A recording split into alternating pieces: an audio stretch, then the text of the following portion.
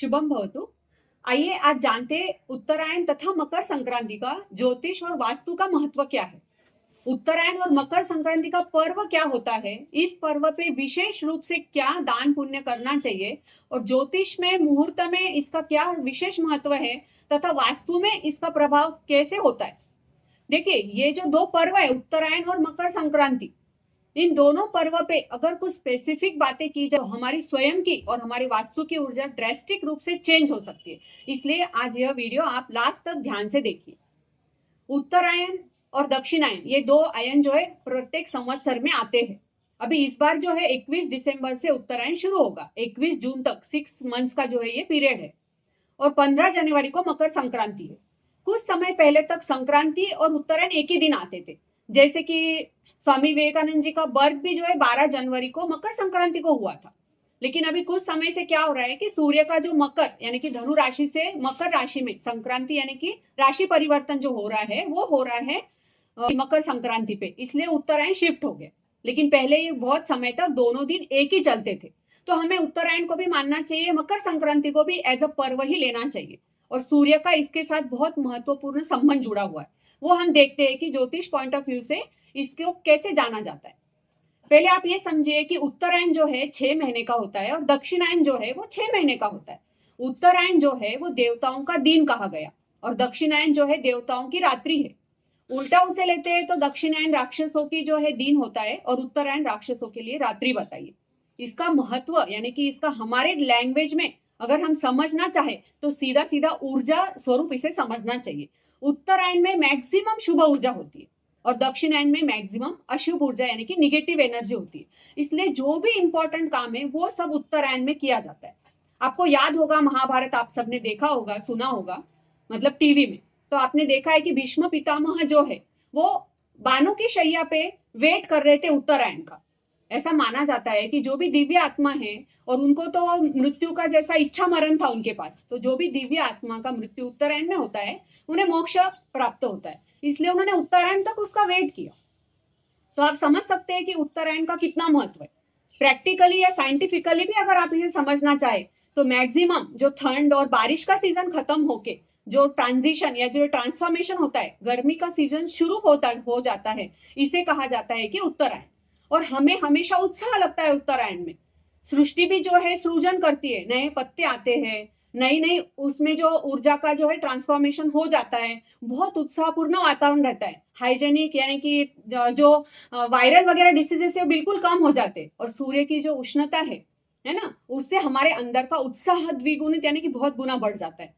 तो वास्तु में और ज्योतिष में इसका कैसा संबंध है? सबसे महत्वपूर्ण है सूर्य ग्रह। सूर्य ग्रह है जो ज्योतिष में राजा माना गया। सूर्य की उच्च राशि होती है मेष राशि। चैत्र महीने में जो है सूर्य मेष राशि में जाता है। हम जैसे चैत्र गुड़ी पाड़वा मनाते हैं, अभी वो भी पीरियड थोड़ा सा 15 दिन का शिफ्ट हो रहा है। जैसा एग्जैक्टली चैत्र महीने के पहले प्रतिपदा को सूर्य मेष राशि में ना प्रवेश करते हुए 15 दिन बाद कर रहा है, लेकिन अभी इसे समझने के लिए समझते हैं कि मेष राशि जो है चैत्र महीने से शुरू होती है। हमारा जो नया साल है, संवत्सर है, वो सब चैत्र महीने से ही शुरू होता है। तो चैत्र महीने में जो सूर्य उच्च का होता है मेष राशि में, उसका प्रभाव एकदम पावरफुल यानी कि प्रभावशाली सबको मिलता है सूर्य का। और सूर्य के प्रभाव से ही यह सृष्टि चल रही है। 99.187 जो द्रव्य है पूरे सृष्टि का वो पूरा सूर्य में समाया हुआ है। ज्योतिष में भी ऐसा माना जाता है, जैसा मैंने बताया कि सूर्य राजा है। हमने पहले हमारे वीडियो में भी सूर्य का सब कुछ लिया है कि सूर्य की पावर कैसे बढ़ाना, क्यों बढ़ाना, सूर्य ग्रह से क्या होता है, आपने वो वीडियो भी देखे होंगे। अभी देखिए, सूर्य जो उच्च की तरफ जा रहा है मेष की तरफ, मकर फिर कुंभ मीन और मेष, मेष की तरफ जाने वाला उच्चगामी जो सूर्य है वो बहुत पावरफुल होता है और उसके बाद थोड़े समय तक उसका जो प्रभाव है वो बना रहता है। इसलिए मिथुन राशि तक यानी कि 21 जून तक जो है उत्तरायण का महत्व है। उसके बाद दक्षिणायन में क्या होता है कि सूर्य तुला राशि में प्रवेश करता है। तुला राशि जो है सूर्य की नीच राशि है।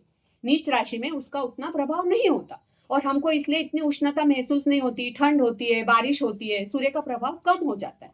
तो उस समय जो है वातावरण में भी उतना समृद्धि यानी कि उष्णता नहीं रहने से बाकी कई प्रकार के डिसीज और निगेटिव एनर्जी डेवलप हो जाती है। इसलिए हमें क्या बोलते हैं कि चातुर्मास में ध्यान साधना करो, ज्यादा से ज्यादा उपवास करो, क्योंकि हमारी डाइजेस्टिव सिस्टम भी थोड़ी सी उस टाइम वीक हो जाती है। और सबसे ज्यादा जो है गर्मी के सीजन में हम उत्साह वाले रहते हैं।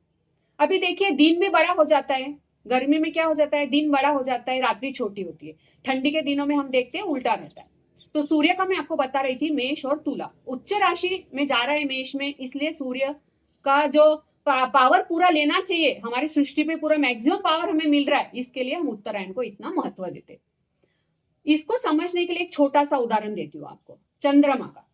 चंद्रमा क्या होता है, पूर्णिमा पे कैसा रहता है, ब्राइट होता है एकदम। फुल मून जो है एकदम, पूर्णिमा का चंद्र प्रकाश जो है एकदम उजाले वाला होता है। उसके पहले 8 दिन तक भी चंद्रमा उजाले की तरफ जा रहा है तो ब्राइट होता है, और उसके बाद भी एक हफ्ते तक, ऐसे तो पंचमी तक चंद्रमा ज्यादा महत्वपूर्ण है, लेकिन एक हफ्ते तक वो स्ट्रांग माना गया है, ठीक है ना, मतलब उसका ब्राइटनेस अच्छा होता है।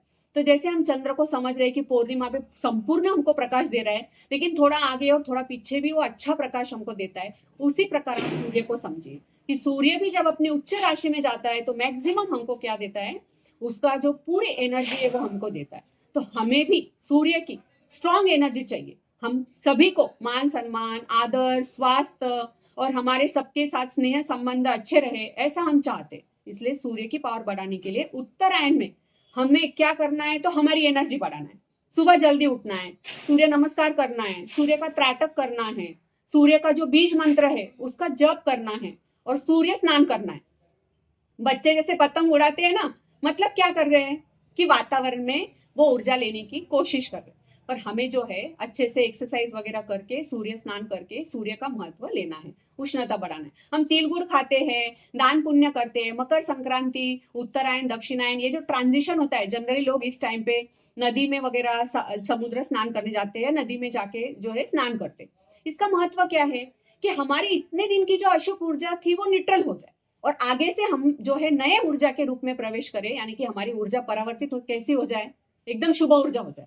अभी इसके समझने के लिए आप एक रस्सी का उदाहरण लीजिए। एक अगर हमारे पास रस्सी है और हमको उसको नॉट लगाना है, हम क्या करते हैं, बीच में नॉट लगाए। अब जो रस्सी स्मूथ थी, नॉट की जगह थोड़ी क्या हो जाएगी, थोड़ी सी हार्ड हो जाएगी, और आगे क्या हो जाएगी, फिर से स्मूथ हो जाएगी। तो ये जो ट्रांजिशन है, यानी कि जो नॉट है, वो होता है संक्रमण का दिन। इसलिए एग्जैक्टली उसी दिन क्या करते हैं कि कोई भी अशुभ काम नहीं करते, गलत काम नहीं करते, और नए काम की शुरुआत जो है फिर उत्तरायण से करते, तो फिर वो काम आगे एकदम सही चलता है। मुहूर्त यानी कि सृष्टि में भी जो सृजन होता है, सृष्टि जो हमको हेल्प करती है, यूनिवर्स में इतनी पॉजिटिव एनर्जी है, उससे हमने जो सोचे या हमने जो शुभ कार्य के लिए शुरुआत की वो एकदम सही हो जाती है। तो आपका जो भी वास्तु शांति है, विवाह है, जो भी ऐसे इंपॉर्टेंट जो वर्क है, वो आपको हमेशा उत्तरायण में ही करने का पहले तो आया है, मतलब ग्रंथों में, शास्त्र में सबसे पहले लिखा है कि 2 आयन में से उत्तरायण चूज करो। फिर जो है कौन सा महीना लेना है, शुक्ल पक्ष लेना है, कौन सी तिथि लेना है, कौन सा वार, कौन सा नक्षत्र, कौन सा करण, कैसे ग्रह शुद्धि होनी चाहिए, ये सब बाद में। सबसे पहले बोला है कि हर शुभ कार्य की शुरुआत सिर्फ उत्तरायण में होनी चाहिए। अब हम क्या करते हैं कि आपातकालीन मुहूर्त निकालते, इमरजेंसी वाले। हम लोग इतने दिन वेट नहीं कर सकते ना, लेकिन मुझे ऐसा लगता है कि अगर आपको सृष्टि का प्रभाव अच्छे से लेना है आपके लिए, एक इजीली आपका वो काम होना चाहिए, जो भी आप करना चाह रहे हैं बहुत अच्छे से होना चाहिए, तो आपको उत्तरायण से ही उसकी शुरुआत करनी चाहिए। और मकर संक्रांति, जैसा मैंने आपको बताया कि सूर्य मकर राशि में जाएगा, फिर वहां से जो है 3 यानी कि सूर्य की मिथुन राशि तक जो है उत्तरायण का समय, तो इसमें जो भी सब शुभ कार्य देते हैं, फिर उसमें महीना और वो सब देख के आपको शुभ कार्य की शुरुआत करनी चाहिए। सूर्य का महत्व और सूर्य का पावर आपको ज्यादा से ज्यादा इस सीजन में आपको लेना चाहिए। बाकी सभी ग्रह एक साथ में देंगे इफेक्ट एक जगह, लेकिन सूर्य अकेला उतना मैक्सिमम बहुत प्रोपोर्शनेटली टू मच इफेक्ट देता है। इसलिए आप इस बार इसे करके देखिए कि उत्तरायण से कोई भी गलत काम नहीं करेंगे, अच्छी सबकी सेवा करेंगे, दान पुण्य करेंगे, सबका रिस्पेक्ट करेंगे, और फिर आप देखिए आपके लाइफ में आपका ग्राफ कैसा अप हो जाता है। क्योंकि ये सब बातें सिर्फ समझने की नहीं है, इसको इम्प्लीमेंट करने की, इसको एक्सपीरियंस करने की है। आप इसे जितना एक्सपीरियंस करोगे ना, फिर आपको जान पाओगे कैसा होता है। तो मकर संक्रांति से एक अच्छे से आप, और उत्तरायण और मकर संक्रांति से जो है आप एक अच्छे शुभ संकल्प करिए कि मैं इस बार इस टाइप से अच्छे से कंसिस्टेंटली जो भी आपका संकल्प है वो बराबर से फॉलो करूंगा, तो एकदम अच्छा होगा। और मैक्सिमम सुबह उठने की कोशिश कीजिए। वैसे तो सूर्योदय से 48 मिनट्स पहले उठ के ही अगर आप साधना शुरू कर दो तो सबसे वेल एंड गुड, और नहीं तो एटलीस्ट सूर्य का त्राटक कीजिए। सूर्य को रोज उगते ही नमस्कार कीजिए। सूर्य नमस्कार मतलब सूर्य का जैसा सनराइज होता है उससे 1 घंटे तक जो है मैक्सिमम जो हमारे लिए शुभ ऊर्जा है वो होती है, यानी कि हमारी फिजिकल, मेंटल सब उसमें हमारा हो जाता है। और ये सब करने से फिर से आपको स्वास्थ्य, समृद्धि, सोशल आपका बहुत एक्टिवेट हो जाएगा और आप जो है बिल्कुल सुख इजीली पाओगे। समझे ना आप? जाना सभी को है, मतलब समझो डेस्टिनी सबको पाना है, लेकिन इजी गोइंग होगा। क्या होगा कि एकदम इजीली आपके काम हो जाएंगे, सही पर्सन आपको मिलेंगे, राइट एनर्जी आपकी डेवलप होगी। आपकी एनर्जी अच्छी है ना तो ऑटोमेटिक सब सही होता है, और आपकी एनर्जी डाउन है ना तो फिर निगेटिव आपके साथ जुड़ जाता है। आपके निगेटिव थॉट्स नहीं आने के लिए, आप हमेशा पॉजिटिव में रहने के लिए आपको सूर्य की पावर हमेशा बनाई रखनी चाहिए। फिर ये जो आप 6 मंथ तक पावर बनाओगे वो आगे दक्षिणायन में काम आएगी। क्योंकि आजकल हो रहा क्या है, रेजिस्टेंस पावर कम हो रहा, क्योंकि हम ये स्टॉक नहीं कर रहे हैं ना। अभी हम जैसे पानी की टाकी में पानी फ्लो स्टॉक कर लेते, फिर जितना चाहिए उतना नल शुरू करते। वैसे ही समझ लो कि ये 6 मंथ तक आपकी ऊर्जा डिपॉजिट करो, इतनी अच्छी डिपॉजिट करो कि आगे 6 मंथ तक वो क्या हो जाए, कंटिन्यू आपको ब्लेसिंग्स देती रहे, आपका स्वास्थ्य अच्छा रखे। और उस समय भी आपको कंटिन्यूएशन में वो सब चीजें फिर करनी चाहिए। शुरुआत आपने सही करे तो बाद में वो सब काम आपके सही चलते। तो इस टाइप से आज हमने समझा कि उत्तरायण क्या है, मकर संक्रांति क्या है, दक्षिणायन क्या है, क्यों इसे देवताओं का दिन कहा गया, क्यों मुहूर्त में इसका इतना महत्व है, इस समय में क्या दान पुण्य करना चाहिए और हमारी एनर्जी कैसे बनानी चाहिए। अब एक लास्ट पॉइंट है वास्तु का। क्या है वास्तु? हमारे घर की ऊर्जा शुभ कैसे रखना है हमें। नॉट ओनली रेसिडेंस, जो भी हमारा कमर्शियल है सब कुछ हमारी वास्तु जो है ना, भले वो कमर्शियल रहे भले रेसिडेंशियल रहे, लेकिन हमारी वास्तु की ऊर्जा हमको हायर लेवल पे रखनी है ताकि वहां सब गुड गोइंग हो। मतलब वहां पे काम करने वाले लोग एकदम सही तरीके से काम करें और प्रोसेसिंग एकदम अच्छा चले, जो फिनिश गुड है अच्छे से डेवलप हो और जो डिस्पैच वगैरह सब एकदम प्रॉपर हो। तो आपको वास्तु की ऊर्जा बनाए रखने के लिए ब्रह्म स्थान का और सूर्य का स्ट्रांगली संबंध है। ब्रह्म स्थान आपका जितना खुला रहेगा सूर्य की ऊर्जा आपको मिलती रहेगी। दोपहर की जो धूप आती है 12 से 2 बजे तक वो मैक्सिमम आपके घर में आनी चाहिए। और उसके बाद पूर्व और उत्तर में खिड़कियां हमेशा खोल के रखनी चाहिए। सुबह की जो रोशनी मैंने आपको बताई कि आपको फिजिकली लेना है, खड़े रहना है सूर्य में, वैसे वास्तु के लिए वास्तु की पूर्व और उत्तर की खिड़कियां हमेशा खुली रखे। सुबह एटलीस्ट 2-3 आवर्स तक पक्का खुला रखे, कर्टन्स नहीं लगाए, और बिल्कुल हवा जो है नेचुरल एयर और नेचुरल लाइट घर में आने दे। तो आपको पूर्व और उत्तर का जो उसका माइल्ड इफेक्ट है, मतलब हमारे लिए वो माइल्ड है, वो हमको मिलता रहेगा। और दोपहर के बाद की जो धूप है उसमें वो रेस्ट का काम इसलिए हमको बोला है, वो थोड़ा सा आप बंद रख सकते हैं, साउथ और वेस्ट का आप बंद रख सकते हैं थोड़ा मॉर्निंग में आप। और फिर दोपहर के बाद जब आप वहां रेस्ट करोगे तो आपको वहां स्टेबिलिटी लगेगी, मतलब शाम में जब आप रात में जब रेस्ट करोगे तो आपको स्टेबिलिटी लगेगी। इसलिए मॉर्निंग रेज आपको घर में आने देना चाहिए, सनलाइट घर में आनी ही चाहिए। East direction is always associated with our health and our happiness. So if you want health, wealth and prosperity, then you have to open your east and north directions. ये दो डायरेक्शन खुली रहेंगी तो आपको सूर्य और चंद्रमा का प्रकाश मिलता रहेगा और आपकी जो एनर्जी वास्तु की वो बढ़ती रहेगी। इसलिए वास्तु में सूर्य का प्रकाश घर में आना ही चाहिए। हाँ, एंड नॉट ओनली आफ्टरनून के बाद, मॉर्निंग का भी आना चाहिए एंड देन आफ्टरनून का आना चाहिए। और ब्रह्म स्थान का जितना आए उतना अच्छा है, और नहीं मिले तो आपको थोड़ा तो बाहर, मतलब सनसेट के समय, सनराइज के समय और दोपहर में 12 बजे के समय थोड़ा तो बाहर एक एक राउंड लगा के आइए और उसकी एनर्जी लेने की कोशिश कीजिए। तो इस टाइप से हम आज समझ गए कि उत्तरायण और मकर संक्रांति एक ही पर्व है।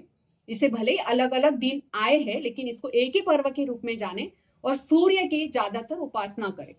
तो इसी तरह से आप हमारे वीडियो देखते रहिए, हमारे चैनल को लाइक, शेयर, सब्सक्राइब और कमेंट करते रहिए।